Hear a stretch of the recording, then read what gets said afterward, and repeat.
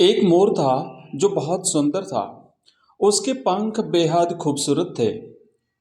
एक दिन झमझम बारिश हुई और मोर नाचने लगा।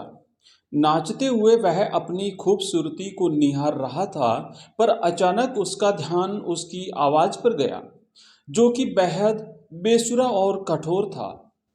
इस बात का एहसास होते ही वह बेहद उदास हो गया और उसकी आंखों में आंसू आ गए। तभी अचानक उसे एक कोयल गाती हुई सुनाई दी। कोयल की मधुर आवाज को सुनकर मोर को उसकी कमी एक बार फिर एहसास हुई। वह सोचने लगा कि भगवान ने उसे सुंदरता तो दी, पर बेसुरा क्यों बनाया। तभी एक देवी प्रकट हुई और उन्होंने मोर से पूछा, मोर, तुम उदास क्यों हो?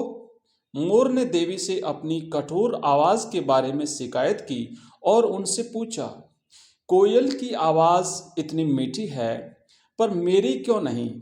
इसलिए मैं दुखी हूं, हे देवी। अब मोर की बात सुनकर देवी ने समझाया, भगवान के द्वारा सभी का हिस्सा निर्धारित है। हर जीव अपने तरीके से खास होता है। भगवान ने उन्हें अलग अलग बनाया है और वे एक निश्चित काम के लिए है। उन्होंने मोर को सुंदरता दी, शेर को ताकत और कोयल को मीठी आवाज। हमें भगवान के दिए इन उपहारों का सम्मान करना चाहिए और जितना है उतने में ही खुश रहना चाहिए। देवी की बातों को सुनकर मोर समझ गया कि दूसरों से तुलना नहीं करनी चाहिए, बल्कि खुद के हुनर की सराहना करनी चाहिए और उसे और ज्यादा निखारना चाहिए। मोर उस दिन समझा कि हर व्यक्ति किसी न किसी तरह से यूनिक होता है, विलक्षण होता है, दूसरे से अलग होता है। इस कहानी से मित्रों हमें ये शिक्षा मिलती है कि खुद को स्वीकार करना ही खुशी का पहला कदम है।